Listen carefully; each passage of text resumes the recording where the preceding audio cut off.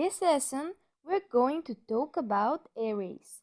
The arrays are a fixed size collection from one type elements. They are really useful when you want to declare more than one element from the same type. And now I will show you exactly that. So, here I have 5 declared variables which are of the same type, int. So as value, I have integers. Of course, the values are different, also the names, but like I said, they're from one type. And instead of declaring one by one variables of the same type, I can just declare one array with all of those values that I will put in the variables if I create them one by one. So that is why instead of doing this, you can do this and declare an array, and of course insert values to it. So now I'm gonna explain the syntax, and then we'll go again here in the program and I will show you another things which are really important and you have to know them and of course understand. The data are the values that we insert in our array are those one here. So we have 6, 4, 15, 9 and 5 as numbers or elements in our array. They're 1, 2, 3, 4, 5. So the count of the elements is equal to the length of the array. So as length, I'm gonna write here 5 because we have 5 elements. And about the indexes, the reason why the first element corresponds to the 0 index is that because in the programming we start counting from the 0 and the indexes start from 0 with the first element that we have in our array and then continue to the last, including the last one. So that is why on the 0 index we have the first element, which is 6. The first index corresponds to the second element in our array, which is 4, and so on. So now let's continue with the other things that I want to show you and of course explain to you. So now, like I said, instead of doing this, we will do this. And that is how to declare an array and insert values to it. Here you write the type of which your values would be, and then you write the square brackets, and that means that this is array. You have int square brackets, and here can be any other type, string, char, and so on. You have the keyword new, which makes a new place where will be stored the values of the array in the heap memory. So it makes the new array. So you can remember as that is more simple. Then again, the int square brackets, the same type of that you write here in the beginning of the line. Again, you write it here with the square brackets, and in curly braces you write the values that you want to insert into your array, or which you want your array to have. Here is how also to declare an array, but without inserting values to it first of all. Again, you write the type and the square brackets, then the name of the array and the semicolon at the end. Then to insert values to that array, you use its name, the equal sign, and the same syntax. Here we have a string array that is why the values are text. To access an element from the array, you use the name of the created array and also square brackets, and inside the square brackets the index of the element that you want to access of the array. And here I want the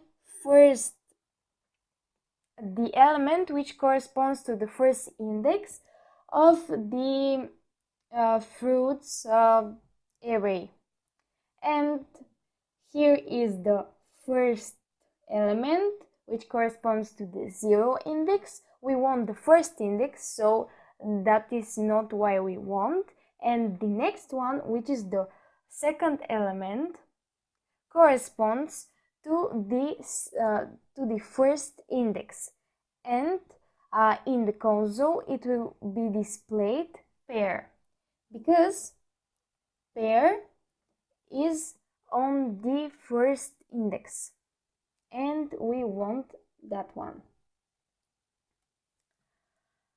Here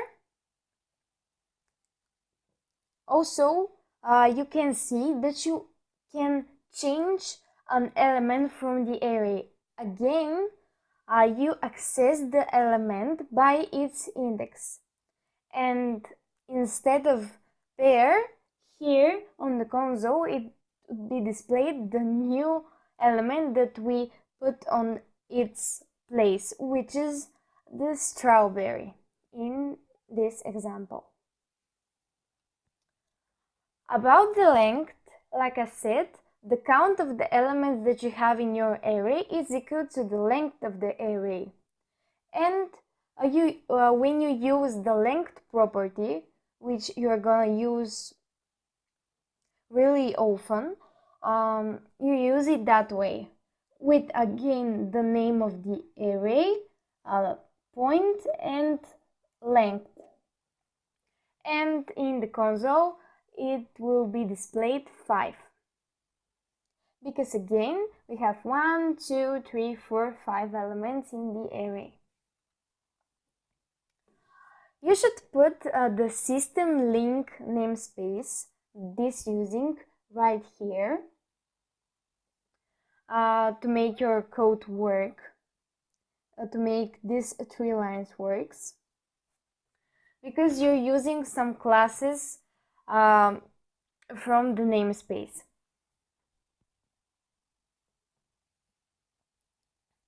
And so the max,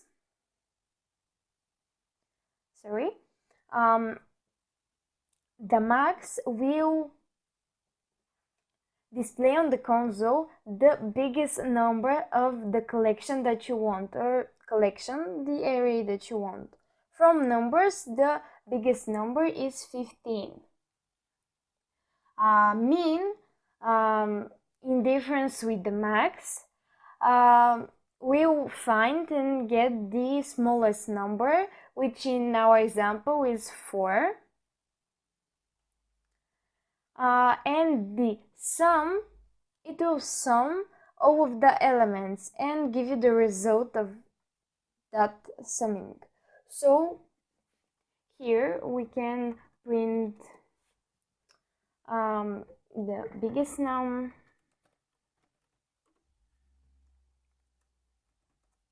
a control plus D makes that. So here smallest num and the sum to show you that it works. And here we can add some text.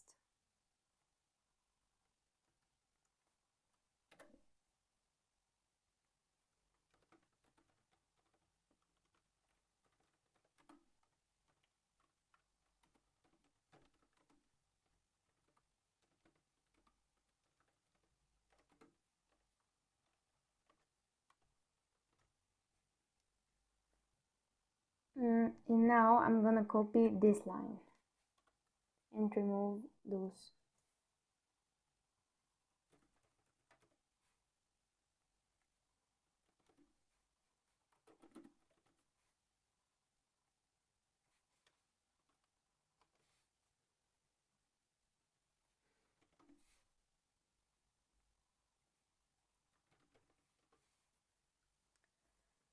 So about the iterating through the elements, of course you can use for loop, and that is how to use it.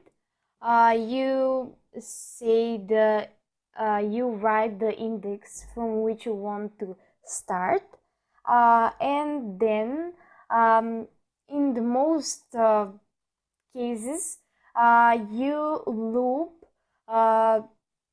to the length of your array. And so I represent the index, and fruits the name of the array, and again you're using the square brackets, and inside them the index. And by each increasing by 1, here would be the 0, the first, the second, and so on indexes. And it will be printed the element that is on that position, on that index. For each is another loop which you can use again to iterate through some collection. And here the syntax is this: the keyword for each, and then in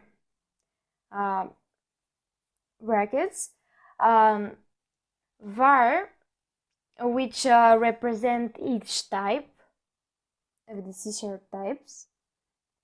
You can also here put other one, you can specify the type, but by default it's made by var. Here this is the current element that would be displayed. We have fruit in the fruits. Fruits is the collection or the array. Fruit is the current element. And with for each, we start from the beginning, from the first element to the last, including, and we print one by one each element. By the for loop, you can loop through some elements, but with the for each, you loop through all of the elements that you have in the array. And you can use them in the case that you have. and you decide which loop to use. Here is how to read elements from the console, and then when you read them, to make them as an array. So the type plus square brackets, the name of the array in which you want your elements to be saved, and then console readline. Readline is on a new line for more readability. Also the other methods. So it reads from the console. You know that. Split, point split, it splits the input with the given separator. When you read on the console, let's say pink, black, and green,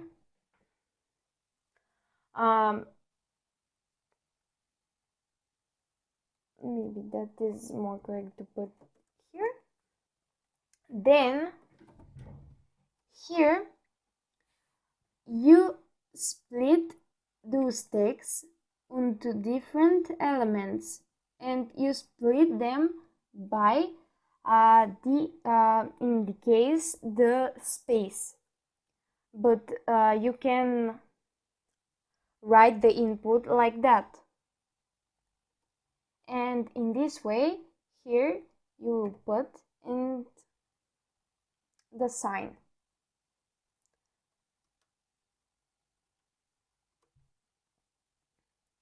So it will separate the given output. And about this method to array, it converts to array and makes that an array.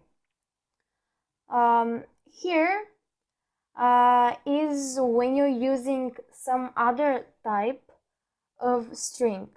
Here we have int for the example, but it could be any other instead of string. So we have odd nums. Again, we read from the console the numbers, we split them by space again. Let's say here we will split them in this way, and select again converts, but from string to integer. And because we have some type which is different from string, and we know that the console works with that everything is string, we need to convert from it to the type that we have, in the case int, and then the toArray method. Here is how to print the collection of elements or the array in one line, and that works by the string join. Join, it joins each element by the separator that you give to it. Here it can be again that, it can be that, or everything, but in case it's just the space, the separator, and you give the collection that you want to join by the separator, and we will print the colors and the odd nums, which we will read from the console. And here you can see other ways to create an array. It is up to you.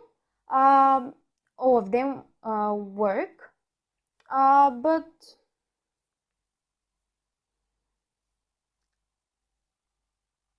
I'm using this syntax. Let's see. But you can use one of them. Like I said, they all work. So now I'm gonna run the program to show you all of the results of these lines. So we have the output, and now let's see. So first of all, here it printed pair, like I said, and then when we change the element from the array to strawberry, we have strawberry in the console, on the console. 5 is the length of the elements of the fruits array. Here we have the biggest number, the smallest, and the sum. And it is how we expect to be. As biggest number we have 15, as smallest 4, and the sum is 39. So this works. Now we are printing the elements from the array. First of all with the for loop, then the for each. It's the same. So they produce the same output, which is also correct. Now we have to read the colors.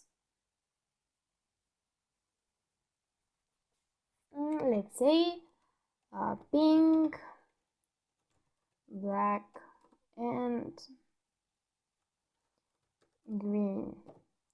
Enter. And the others, the other reading, which is I have to read odd numbers. So 5, 7, 9, 1. And then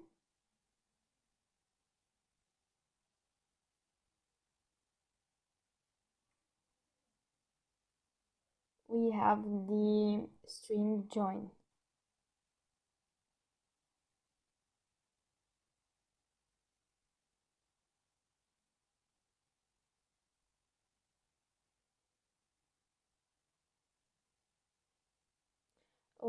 I made a mistake. I wrote the numbers with space and not in this way. That is why we have an exception. Okay. Now I correct myself.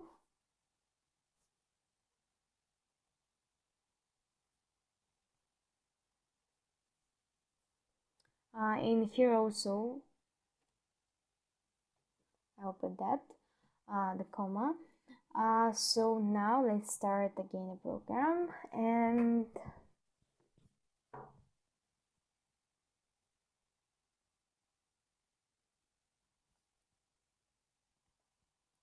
so again the colors, pink, black, and green.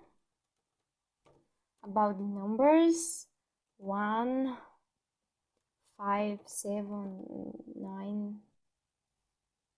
Okay, and here is the result from the string join and the write line method.